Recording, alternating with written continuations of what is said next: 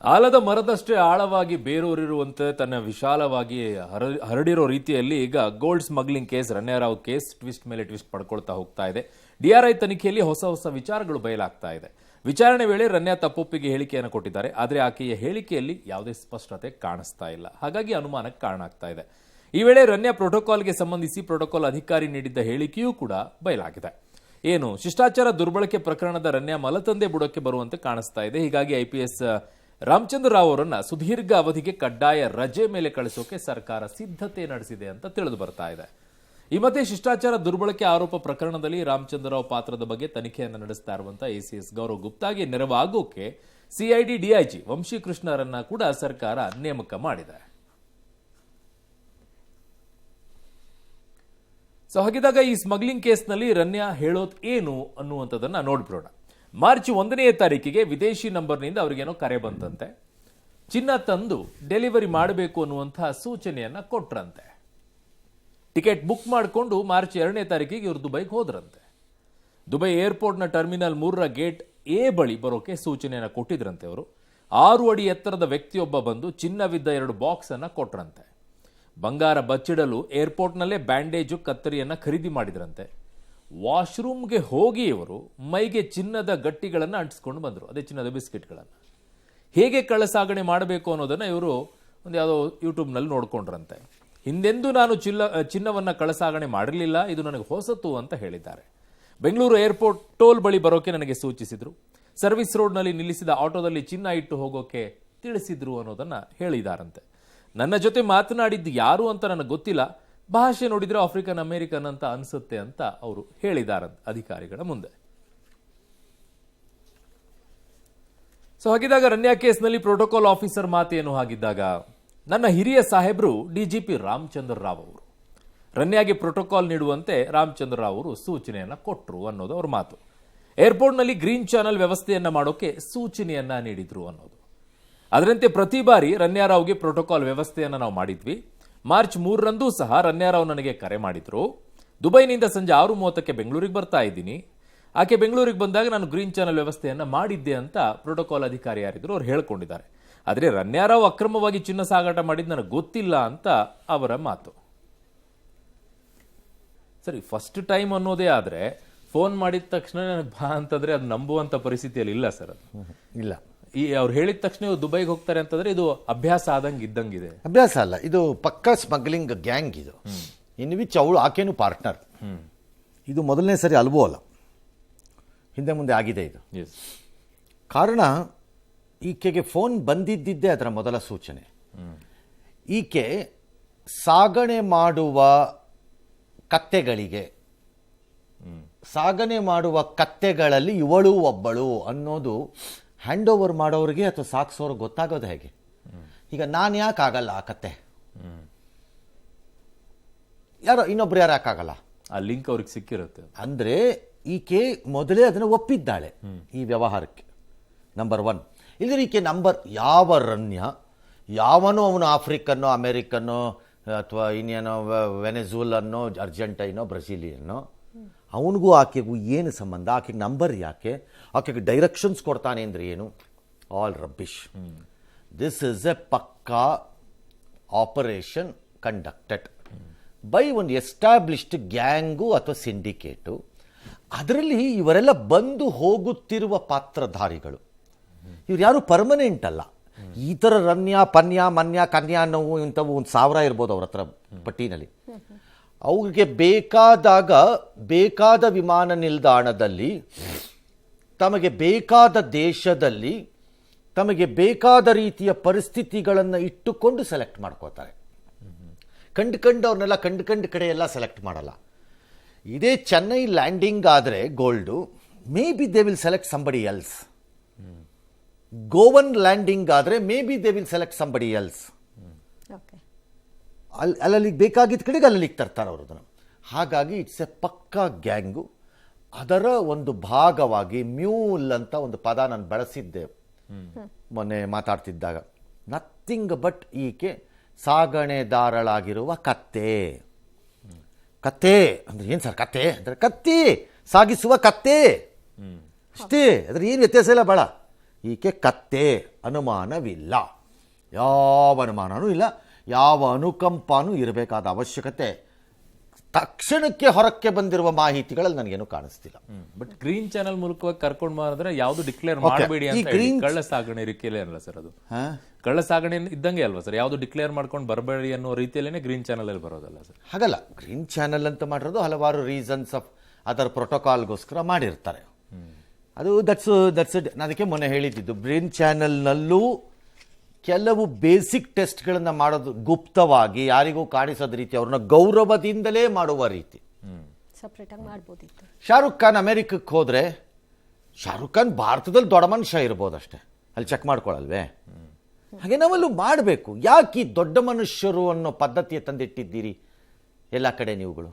ಯಾಕೆ ತಂದಿಟ್ಟಿದ್ದೀರಿ? ಏನು ದೊಡ್ಡ ಮನುಷ್ಯರು ಅಂದ್ರೆ ಅವರು ಕಚಡಗಳು, ಕಂತ್ರಿಗಳು, ಜನರು ದುಡ್ಡು ತಿಂದು ತೆಗಿರುವಂಥ ತಿಮಿಂಗಿಲುಗಳು. ಏನು ದೊಡ್ಡವ್ರಿ ಅವರೆಲ್ಲ? ಜನರು ದುಡ್ಡು ಲೂಟಿ ಹೊಡೆದಿರೋನು ಕಚಡ ಮತ್ತು ಕಂತ್ರಿ ಮತ್ತು ಹಲ್ಕಟ್ಟು ಅನ್ನೋದನ್ನು ಬಿಟ್ಟರೆ ಅವ್ನು ದೊಡ್ಡವನು ಹೆಂಗ್ರಿ ಆಗ್ತಾನವನು? ಅವ್ನು ಮಂತ್ರಿನಾರು ಆಗಿರಲಿ, ಯಾವನಾರು ಆಗಿರಲಿ, ಅವ್ನು ದೊಡ್ಡವನು ಹೆಂಗ್ರಿ ಆಗ್ತೀರಿ? ಜನರು ದುಡ್ಡು ತಿಂದವನು, ದುಡ್ದು ಸಂಪಾದನೆ ಮಾಡಿದವನು ದೊಡ್ಡವನು. ಜನರು ದುಡ್ಡು ತಿಂದವನು ಹೇಸಿಗೆ ತಿನ್ನೋ ಬೀದಿ ನಾಯಿ ಥರ ಅವನು ಅಷ್ಟೇ. ಅವನಿಗೆ ಯಾಕ್ರಿ ಪ್ರೋಟೋಕಾಲ್ ಕೊಡ್ಬೇಕು ನೀವುಗಳು? ಕೊಡಿ, ಆಲ್ ರೈಟ್. ಗುಪ್ತವಾಗಿ ಒಂದು ಕಡೆ ಕರ್ಕೊಂಡೋಗಿ ಅಲ್ಲಿ ಚೆಕ್ಕರು ಮಾಡ್ಬೇಕಲ್ಲ, ಬೇಸಿಕ್ ಚೆಕ್ಸ್. ಪ್ರೋಟೋಕಾಲ್ ಮತ್ತು ಡಿಪ್ಲೊಮ್ಯಾಟಿಕ್ ಪ್ಯಾಸ್ಪೋರ್ಟು, ಡಿಪ್ಲೊಮ್ಯಾಟಿಕ್ ಫ್ರೀಡಮ್ ಅನ್ನು ಯೂಸ್ ಮಾಡಿಕೊಂಡಿರೋದು ನಮ್ಮ ದೇಶದಲ್ಲಿ ಅಂತ ಅನ್ಕೋಬೇಡಿ, ಎಲ್ಲ ದೇಶಗಳಲ್ಲೂ ಇದರ ದುರ್ಬಳಕೆ ಆಗಿದೆ. ನಮ್ಮ ದೇಶ ಅನ್ಕೋಬೇಡಿ ನೀವು, ಫ್ಯಾಮಿಲಿಗಳಿಗೂ ಕೊಡ್ತಾರೆ ಇಲ್ಲ. ಆದರೆ ಈ ಪ್ರಕರಣದಲ್ಲಿ ಪ್ರೋಟೋಕಾಲ್ ಯಾಕೆ ಕೊಟ್ಟರು? ಫಸ್ಟ್ ಆಫ್ ಆಲ್ ಈಕೆಗೆ ಹೂ ಇಸ್ ಶಿ? IPS ಅವಳು ಯಾವನ್ರಿ IPS? ಅವಳು ಯಾವಳ್ರಿ? ಅವಳು IPS ಮಗಳಾಗ್ಬಿಟ್ರೆ ಏನ್ ಮೇಲೆ ಇಳಿದು ಬಂದ್ಬಿಟ್ಟಿದ್ದಾಳ ಅವಳು? ಯಾವಳ್ರಿ ಅವಳು? ಅವಳು ತೊಗೊಂಡೋಗ ಪ್ರೋಟೋಕಾಲ್ ಕೊಟ್ಟಿರೋ ಅವನು ಯಾವನ್ರಿ? ಅವನು ಇಡಿಯಟ್ ಅವನು. ನಿಮ್ಮ ಆಫೀಸರ್ ಹೇಳ್ಬಿಟ್ರೆ ನಾಳೆ ಅವ್ನು ಕಳಿಸ್ತೀನಿ ಬೀದಿ ನಾಯಿನ ನಾನು, ರ್ಯಾಬಿಸ್ ರೋಗ ಇರೋದನ್ನ, ಅದಕ್ಕೂ ಕೊಡು ತೊಗೊಂಡೋಗಿ. ಅಯೋಗ್ಯ ತಗೊಂಬಂದು ಯಾವನ್ರಿ ಅವನು ಆಫೀಸರ್? ಬುದ್ಧಿ ಬೇಡ ಅವನಿಗೆ, ಕಾಮನ್ ಸೆನ್ಸ್ ಬೇಡವ ಅವನಿಗೆ? All right. ಒಂದು ಸರಿ ನನ್ನ ಸೀನಿಯರ್ ಆಫೀಸರ್ ಅನ್ನೋ ಗೌರವಕ್ಕೆ ಮಾಡಿಕೊಟ್ಬಿಟ್ಟೆ ಸರ್. ಹೆಂಗೆ ಸರ್ ನಾನು ಇದು ಮಾಡಲಿ? ಮಾಡಿಕೊಟ್ಬಿಟ್ಟೆ, ಫೇರ್, ಆಲ್ ರೈಟ್. ಆಗಾಗ್ಗೆ ಪ್ರತಿ ಬಾರಿ ಮಾಡಿಕೊಡ್ತಿದ್ದೆ ಅಂದರೆ ಅಯ್ಯೋ ಕಚಡ ತಗೊಂಬಂದು ಪ್ರೋಟೋಕಾಲ್ ಆಫೀಸರ್ ಆಗಕ್ಕೆ ಅಯೋಗ್ಯ. ಆಗಾಗ್ಗೆ ಮಾಡ್ಕೊಡೋಕ್ಕೆ ನಿನ್ನ ತಲೆ ನಿನ್ನ ಅಡ ಇಟ್ಟಿದ್ಯಾ ಇಡಿಯಟ್? ನಿನ್ನ ಸೀನಿಯರ್ ಆಫೀಸರ್ಸ್ ಹೇಳಬೇಕು ತಾನೇ ಅದನ್ನು. ಸರ್ ಇದು ಬಿಯಾಂಡ್ ಪ್ರೋಟೋಕಾಲ್ ಬರ್ತಾ ಇದ್ರು, ನನಗೆಲ್ಲ ಇನ್ಸಿಸ್ಟ್ ಮಾಡ್ತಾ ಇದ್ದಾರೆ, ನಾನು ಏನು ಮಾಡಿ ನಂಗೆ ಗೊತ್ತಾಗ್ತಿಲ್ಲ ಅಂತ ಹೇಳಬೇಕಲ್ಲ, ನೀನು ತರಬೇಕಲ್ಲ. ಅಯೋಗ್ಯನ್ ತಗೊಂಬಂದವನು ಯಾವನವನು? ಪ್ರೋಟೋಕಾಲ್ ಆಫೀಸರ್ ಅಂತೆ. ಬಟ್ ಇವ್ರು ಕಳ್ಳ ಸಾಗಣೆ ಮಾಡೋದು ಪ್ರೋಟೋಕಾಲ್ ಆಫೀಸರ್ಗೆ ಹೆಂಗ್ ಗೊತ್ತಾಗುತ್ತೆ ಸರ್? ಒಂದ್ ವೇಳೆ ಪ್ರೋಟೋಕಾಲ್ ಅದಾಮೇಲಿನ ಕತೆ. ಫಸ್ಟ್ ಆಫ್ ಆಲ್ ಕೊಟ್ಟಿದ್ಯಾಕೆ? ಅದಾಮೇಲಿನ ಕತೆ ನೋಡ್ತೀನಿ ನಾನು. ಅವ್ರು ತಂದ್ರೋ, ಕಳಸಾಗಾಣಿಕೆ ಮಾಡಿದ್ರೋ, OPM ತಂದ್ರೋ, ಹೆರಾಯಿನ್ ತಂದ್ರೋ, ಗಾಂಜಾ ತಂದ್ರೋ, ಗೋಲ್ಡ್ ತಂದ್ರೋ, ಅಥವಾ ಹೆಣ ತಂದ್ರೋ, ಅದನ್ನ ಆಮೇಲೆ ನೋಡೋಣ. ಫಸ್ಟ್ ಯಾಕೆ ಕೊಟ್ಟೆ? ಪದೇ ಪದೇ ಬರ್ತಾ ಇದ್ರೆ ಯಾಕೆ ಕೊಟ್ಟೆ ನೀನು? ಯಾವ ರೂಲ್ಸ್ ಅಲ್ಲಿ ಕೊಟ್ಟಿದ್ಯಾ ನೀನು ಪ್ರೋಟೋಕಾಲ್ನ? ಇದಕ್ಕೆ ಯಾರವಳು? Who is she? ಫಿಲಮಲ್ಲಿ 2 ಸರಿ ಅಳ್ಳಾಡ್ಕೊಂಡು ಬಂದು ಪಾಸ್ ಆಗ್ಬಿಟ್ಟು ದೊಡ್ಡ ಹೀರೋಯಿನ್ ಆಗ್ಬಿಟ್ರೆ ಏನೀಗ ಹೀರೋಯಿನ್ ಆಗ್ಬಿಟ್ರವಳು? So what? ಯಾವ ಹೀರೋಯಿನ್ ರೀ ಅವಳು? ಅವಳಾಗವಳು ನಡ್ಕೊಂಡು ರಸ್ತೆ ಹೋದ್ರೆ 3 ಜನ ಅವಳಿಗೆ ನಮಸ್ಕಾರ ಹಾಕಲ್ಲ. ಬರ್ರಿ ನಾವೇ ಬೆಟ್ರು ತೋರಿಸ್ತೀನಿ ಬೇಕಾರೆ. ಯಾವ ಹೀರೋಯಿನ್ ಅಂತೆ ಅವಳು? ಹೀರೋಯಿನ್ ಅಂತೆ, ಹೀರೋಯಿನ್ಗಳು ತಲೆ. ಯಾವುದೋ ಫಿಲಮಲ್ಲಿ 2 ಸರಿ ಬಂದೋಗ್ಬಿಟ್ರೆ ಹೀರೋಯಿನ್ ಆಗ್ಬಿಡ್ತಾರೆ ಇವ್ರುಗಳು. ಅವಳು ರಸ್ತೆಯಲ್ಲಿ ಬರಲಿ, ಅದು ಎಷ್ಟು ಜನ ನಮಸ್ಕಾರ ಆಗ್ತಾರೆ ನೋಡ್ತೀನಿ ಇವಳದ್ಗೆ. ಇವಳು ದೊಡ್ಡವಳು, ಇವಳು ಪ್ರೋಟೋಕಾಲ್ ಬೇರೆ ಕೇಡು. ಅಯೋಗ್ಯರು ತಗೊಂಬಂದು this is nothing but the mistake of the protocol officer. ಇದು ಅವನು ಫಸ್ಟ್ ಹೇಳಿ ಒಳಗಾಕೋಬೇಕೀಗ. He is either part of the gang or ಅವನು ಸ್ಮಗ್ಲರ್ ಆಗಿರಬೇಕು. IPS ಆಫೀಸರ್ದು ಮಿಸ್ಟೇಕ್ ಇರ್ಬೋದು, ಗೊತ್ತಿಲ್ಲ ನನಗೆ. ಹೆಂಗ್ ಬಿಟ್ಟ ಇವನು ಈ ಫೂಲ್? ಇವನು ನಂಗೆ ಅರ್ಥನೇ ಆಗ್ತಿಲ್ಲ. ಎಸ್, ಇನ್ನು ರನ್ಯಾ ಗೋಲ್ಡ್ ಕೇಸ್ ಬಗ್ಗೆ ಸರಿಯಾಗಿದ್ದು ನಾನು ಒಪ್ಕೋತಿದ್ದೆ. ಪದೇ ಪದೇ ಈ ಪ್ರೋಟೋಕಾಲ್ ಆಫೀಸರು DRIನವರು ಇಡಿನವರು ಯಾರೇ ಕರೆದಾಗ, ಸರ್ ಒಂದು ಸರಿ ನಂಗೆ ಕೇಳಿದ್ರು ಮೊನ್ನೆ ಹಿಂಗೆ ಫೋನ್ ಮಾಡಿ, ನಮ್ಮ ಆಫೀಸರ್ ಮಗಳಲ್ವಾ ಪಾಪ ಸೀನಿಯರ್, ಅದು DG ರ್ಯಾಂಕ್ ಆಫೀಸರು, ಹೋಗ್ರಿ ಬಿಡಿಸ್ಕೊಟ್ಟೆ ಸರ್. ಆಗಾಗ್ಗೆ ನಿನ್ನ ನಂಬರು ಯಾಕಪ್ಪ ಬಂತು ಅವಳ ಹತ್ರ? ಇಬ್ರು ಪರಿಚಯನೂ ಇತ್ತಂತೆ. ಯಾಕಪ್ಪ ಬಂತು ನಿನಗೆ ಪರಿಚಯ? ಅವರು ಕಳ್ಳ ಇದ್ದಂಗಿದೆ, ಚೆಕ್ ಮಾಡಿ ಬಿಡಬೇಡಿ. He may be part of the gang. ಯಾರು ಪಾಸಿಬಲ್ ಹೇಳಕ್ ಬರ್ತಿಲ್ಲ ನನಗೆ. ಈಗ ನೋಡಿದ್ರೆ ಯಾಕಪ್ಪ ಬಂತು ನಿನ್ನ ಹತ್ರಕ್ಕೆ ನಂಬರು? ಅದು ಆಕೆ ಯಾಕೆ ಬಂತು? This is the problem of the system. ಇದು ಯಾರನ್ನು ಬಿಟ್ಟಿದ್ದೀರೋ, ಯಾವ್ಯಾವ ಕಚಡಗಳನ್ನು ಬಿಟ್ಟಿದ್ದೀರೋ. ಈಗ ನಾವೆಲ್ಲ ಹೋದಾಗ ಯಾರೋ ಒಬ್ರು ಒಳ್ಳೆ ಆಫೀಸರ್ ಬಂದ, ಹಿಂಗೆ ಬನ್ನಿ ಸರ್ ಅಂದ್ಬಿಟ್ಟು ಅದನ್ನು ತೆಗೆದ್ಬಿಟ್ಟು ಈ ಕಡೆಯಿಂದ ಹೋಗ್ಬಿಡಿ ಸರ್ ಅಂತ ಹೋಗ್ತಾರೆ. ನಾವು ಹೋಗಲ್ಲ, ಯಾವಾಗ್ರೇ ಇರೋ 3-4 ಜನಕ್ಕೆ ಹಿಂಗೆ ರೌಂಡ್ ಹೊಡ್ಕೊಂಡು ಹೋಗ್ತೀವಿ ಅಂತ ಹೋಗ್ತಾ ಇರ್ತೀವಿ. ಅವಶ್ಯಕತೆ ನಮಗೂ ಹೇಳ್ತಾರಪ್ಪ ಒಂದೊಂದ್ಸರಿ ಬಂದು, ಗ್ರೀನ್ ಚಾನಲ್ ಅಲ್ಲ ಮುಂದಕ್ಕೆ ಬಿಟ್ಬಿಟ್ಟು ಬೇಗ ಸೀಲ್ ಹೊಡ್ಸ್ಬಿಟ್ಟು ಕಳಿಸ್ಬಿಡೋಣ ಪಾಪ ಅವ್ರನ್ನ ಅಂತ ಗೌರವಕ್ಕೆ. ವೆಯ್ಟ್ ಮಾಡಿಸೋದು ಬೇಡ. ಬೇಡ ಬಿಡಪ್ಪ, ಏನ ದೇಶ ಬಿದ್ದೋಗಲ್ಲ, 4 ರೌಂಡ್ ಹಿಂಗೆ ಹೋಗಿ ಹಿಂಗೆ ಹೋದ್ರೂ ಹೋಗ್ತೀವತ್ಲ ಕಡೆಗೆ. ಅವಳು ದೊಡ್ಡ ಹೀರೋಯಿನ್ ಅಂತ. ಯಾವ ಹೀರೋಯಿನ್ ಇವಳು? ತಲೆ ಇವಳು ಫೋಟೋ ನೋಡಿದಾಗಲೇ ನನಗೆ ಗೊತ್ತಾಗಿದ್ದು ಇವಳು ಒಬ್ಳು ಹೀರೋಯಿನ್ನು ಅಂತ. ದೊಡ್ಡ ಫಿಲಮ್ ಮಾಡಿದವ್ನು ಜ್ಞಾಪಕ ಇಟ್ಕೊಳ್ಳೋದೆ ಕಷ್ಟ ಆಗ್ಬಿಟ್ಟಿದೆ ಇವತ್ತಿನ ದಿನದಲ್ಲಿ. Yes, okay. ಈ ಕಡ್ಡಾಯ ರಜೆ ಬಗ್ಗೆ ಹೇಳ್ತಾ ಇನ್ನು ಸಾಧ್ಯತೆಯಲ್ಲೇ ಇದ್ದಾರೆ ಸರ್, ಇಷ್ಟೊತ್ತಿಗೆ ಡಿಸಿಷನ್ ಆಗಬೇಕಿತ್ತು. ಏನು ನೆಸೆಸಿಟಿ ಇಲ್ಲ. Administrative decisions can be taken. ನಿಮ್ಮ ಅನುಕೂಲ, ಮೀಡಿಯಾನ ಅನುಕೂಲಗಳು ನೋಡ್ಕೊಂಡು ತೊಗೊಳಕ್ಕೆ ಬರಲ್ಲ, ಅದನ್ನೆಲ್ಲ ಲೆಟ್ ದೆಮ್ ಟೇಕ್. ಇನ್ನು ರನ್ಯಾ ಗೋಲ್ಡ್ ನಾವೇ ರನ್ ಮಾಡ್ಬೇಕು ಸರ್ಕಾರನ, ಹಂಗಾಗಲ್ಲ. Let them take. ಓಕೆ. ಈ ಗೋಲ್ಡ್ ಕೇಸ್ ಬಗ್ಗೆ ಡಿಆರ್ಐ ಹಾಗೆ ಸಿಬಿಐ ಬೆನ್ನಲ್ಲೇ ಈಗ ಇಡಿ ಕೂಡ ಎಂಟ್ರಿ ಆಗಿದೆ. 6 ಕಡೆಗಳಲ್ಲಿ ತಪಾಸಣೆ ನಡೆಸಿದ್ದಾರೆ. ಹಲವು ಜ್ಯುವೆಲರಿ ಕಂಪನಿ ಮಾಲೀಕರ ಮನೆ ಕಚೇರಿಗಳನ್ನು ಶೋಧಿಸಿದ್ದಾರೆ.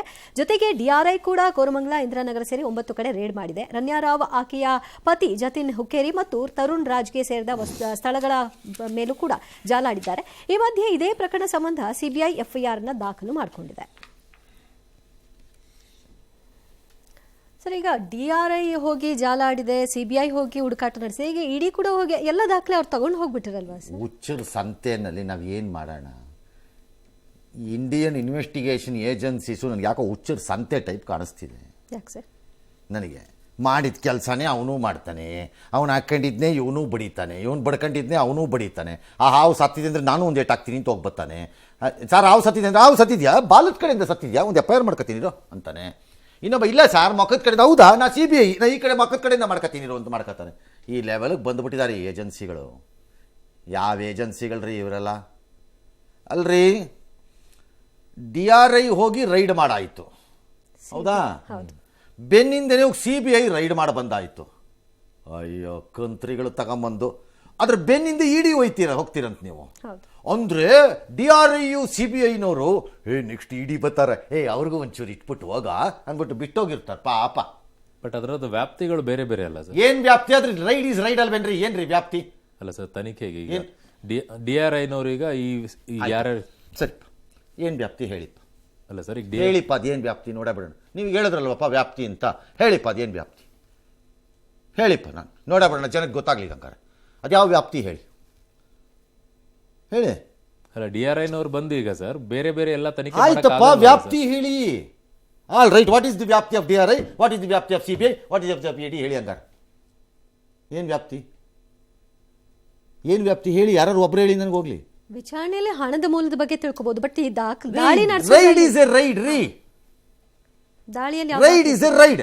ಒಳಗೆ ಹೋದ್ರೆ ಅದೇ ಪೇಪರ್ ಸಿಗಬೇಕು, ಇಲ್ಲದ್ರೆ ಅದೇ ಕಾಸು ಸಿಗಬೇಕು, ಇಲ್ಲದ್ರೆ ಅದೇ ಗೋಲ್ಡ್ ಸಿಗಬೇಕು, ಇಲ್ಲದ್ರೆ ಅದೇ ಹಾಕೊಂಡ್ರೆ ಬಟ್ಟೆ ಸಿಗಬೇಕು, ಇಲ್ಲದ್ರೆ ಅದೇ ಪಾತ್ರೆ ಸಿಗಬೇಕು.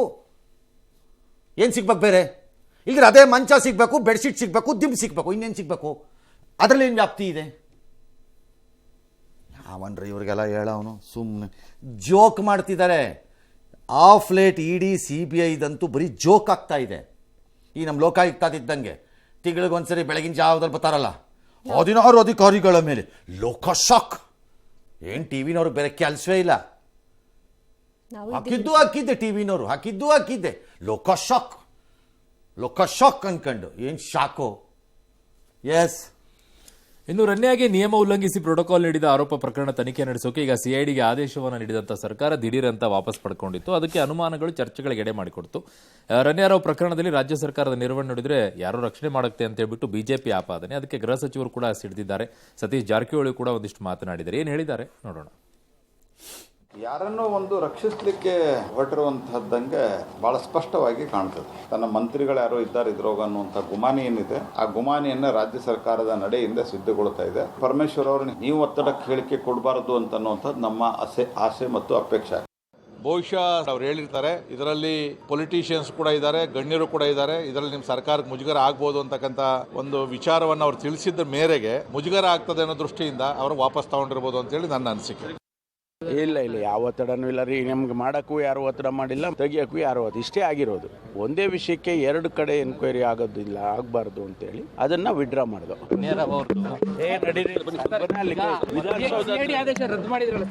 ಹೇಳ್ತೀನಿ ಬಾ, ಅಲ್ಲಿ ಇದರಲ್ಲಿ CBI ಎನ್ಕ್ವೈರಿ ಮಾಡ್ತಿದ್ದಾರೆ, ವೇಟ್ ಮಾಡೋಣ. ಅದರಲ್ಲಿ ಏನೋ ರಿಸಲ್ಟ್ ಬರುತ್ತೆ, ಕಾದು ನೋಡೋಣ.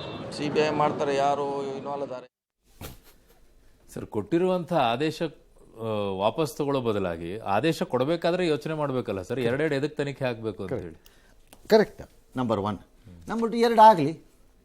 2 ಆಗಲ್ಲ ಸರ್. ಹಾ ಅಲ್ಲಿ 3 ಆಗುತ್ತೆ ಅಂದ್ರೆ ಇಲ್ಲಿ 2 ಆಗೋದ್ರಲ್ಲಿ ರೀ, ಅದನ್ನ ಯಾಕೆ ಹೋಗ್ತಿರ್ರಿ? CIDಯಿಂದ ಲೋಕಾಯುಕ್ತೆಯಿಂದ CM ಮೇಲೆ ಮಾತ್ರ ಯಾಕಪ್ಪ 2 ಮಾಡಿಸ್ಕೊತೀರಿ?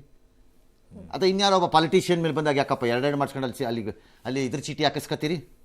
ಅದ್ಯಾಕಪ್ಪ ಬೋವಿ ನಿಗಮದ್ದು ಕಾಸನ್ನು ತಿಂದು ತೇಗಿ ಕಚಡಗಳ ಥರ ಆಡಿದ್ದಾಗ ಅದಕ್ಕೆ CIDಯಿಂದ ರಿಪೋರ್ಟ್ ಹಾಕಿಸ್ಕೊಂಡ್ರಿ, SITಯಿಂದ ಅದು 2 ಅಲ್ವಾ? 2 ಆಯ್ತು.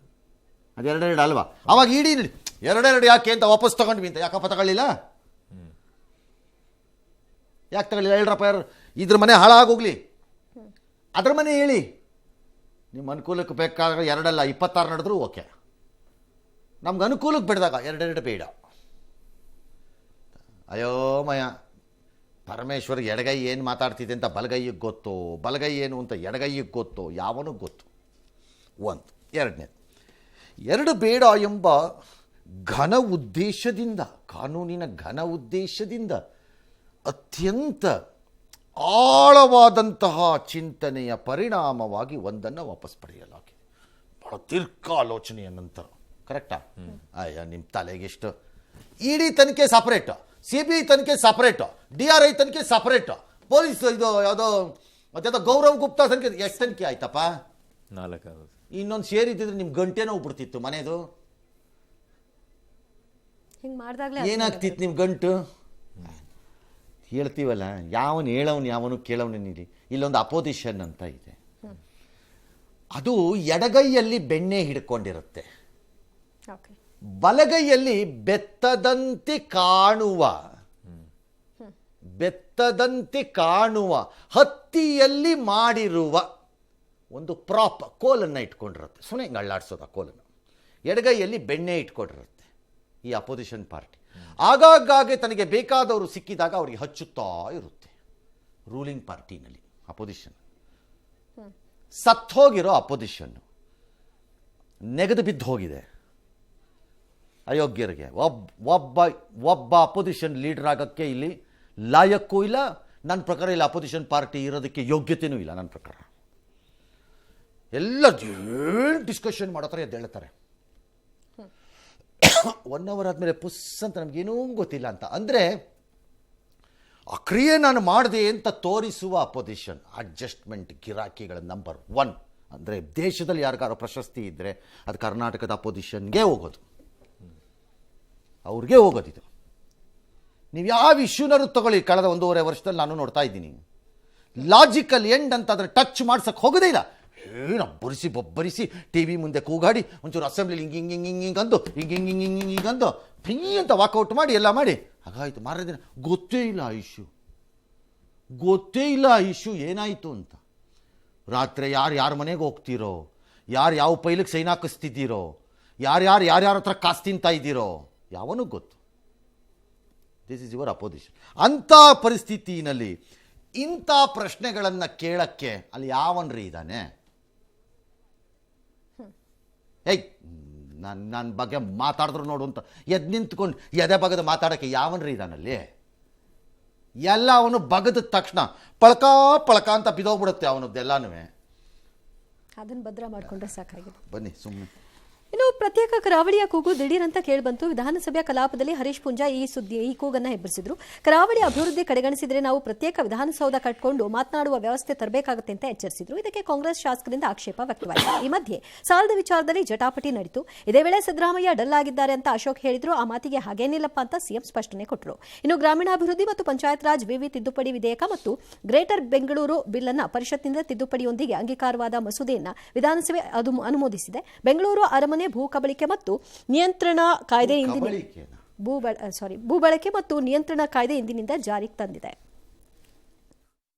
ರೀತಿ ಅರ್ಜೆಂಟ್ ಮಾಡಿದ್ರೆ ನಾವು ಸಹ ಮಂಗಳೂರಿನಲ್ಲಿ ಒಂದು ವಿಧಾನಸೌಧ ಕಟ್ಟಿ ನಮಗೂ ಒಂದು ಮಾತಾಡಲಿಕ್ಕೆ ಹೆಚ್ಚಿನ ಅವಕಾಶ ಸಿಗಬಹುದು ಅನ್ನುವಂತ ನಿರೀಕ್ಷೆಯನ್ನು ಮಾಡತಕ್ಕಂಥ ವ್ಯವಸ್ಥೆಗೆ ಇಳಿಬೇಕಾಗ್ತದೆ ಅನ್ನುವಂಥದ್ದನ್ನು ಕರಾವಳಿ ನಮ್ಮ ಜೊತೆಲೇ ಇರಬೇಕು, ನೀವು ನಮ್ಮ ಜೊತೆಲೇ ಇರಬೇಕು, ಕರಾವಳಿನೂ ನಮ್ಮ ಜೊತೆಲೇ ಇರಬೇಕು. ಯಾವುದೇ ಕಾರಣಕ್ಕೂ ಅಪಸ್ವರ ಬೇಡ. ಬೆಳಗಾವಿಗೆ ಹೋದ್ರೆ ಅಲ್ಲಿ ಉತ್ತರ ಕರ್ನಾಟಕದ ಚರ್ಚೆಗಳು, ಬೆಂಗಳೂರಿಗೆ ಬಂದ್ರೆ ಗ್ರೇಟರ್ ಬೆಂಗಳೂರು, ಬೆಂಗಳೂರಿನ ಬಗ್ಗೆ ಚರ್ಚೆಗಳು, ಕರಾವಳಿಯ ಬಗ್ಗೆ ಯಾವತ್ತೂ ಕೂಡ ಚರ್ಚೆಗಳೇ ನಡೀಲಿಲ್ಲ. ಟೆಂಪಲ್ ಟೂರಿಸಂ ಅನ್ನಾಗಿ ಕರಾವಳಿಯನ್ನು ಅಭಿವೃದ್ಧಿ ಪಡಿಸಬೇಕು. ಒಂದು ಇಕೋ ಟೂರಿಸಂ ಅನ್ನ ಮಾಡ್ಲಿಕ್ಕೆ ಬೇಕಾದಂತ ಒಳ್ಳೆಯ ಅವಕಾಶ, ಪರಿಸರ, ಹಸಿರು ಹೊದಿಕೆಯ ಪ್ರದೇಶಗಳು ಇವೆಲ್ಲವೂ ಕೂಡ. ಮೊದಲು ಸಿದ್ದರಾಮಣ್ಣನೇ ಬೇಡ, ಈಗ ಯಾಕೋ ಒಂಥರ ಔಟವ್ರೆ, ಡಲ್ ಔಟವ್ರೆ ಅಂತ. ಉಳಿ ಮುಪ್ಪಾದ್ರು ಹಂಗಾತತೆ ಅಂತ ನಾವು ತಿಳ್ಕೊಂಡಿದ್ರಿ. ಸ್ಟ್ರಾಂಗ್ ಇದು ಉಲ್ಟಾ ಕೇಸ್. ಮುಪ್ಪಾದ್ರು ಉಳಿ ಮುಪ್ಪಾಗಲ್ಲ, ಮರ ಮುಪ್ಪಾದ್ರೂ ಉಳಿ ಮುಪ್ಪಾಗಲ್ಲ ಅಂತ. ಸಾಲದ ಸುಳಿಯಲ್ಲಿ ನಮ್ಮನ್ನ ನೂಕಿದ್ದಾರೆ. ಮುಖ್ಯಮಂತ್ರಿಗಳು 1 ಲಕ್ಷ ಸಾಲ ಮಾಡಿ, 1,16,000 ಸಾಲ ಮಾಡಿ, ಕೋಟಿ ಸಾಲ ಮಾಡಿ ಒಂದು ದಾಖಲೆಯನ್ನ ನಿರ್ಮಿಸಿದ್ದಾರೆ. ಅದಕ್ಕೆ ಅವರಿಗೆ ದಾಖಲೆಯ ವೀರ ಅಂತೇಳಿ ನಾವು ಒಂದು ಬಿರುದನ್ನ ಕೊಡ್ಬೇಕಾಗ್ತದೆ.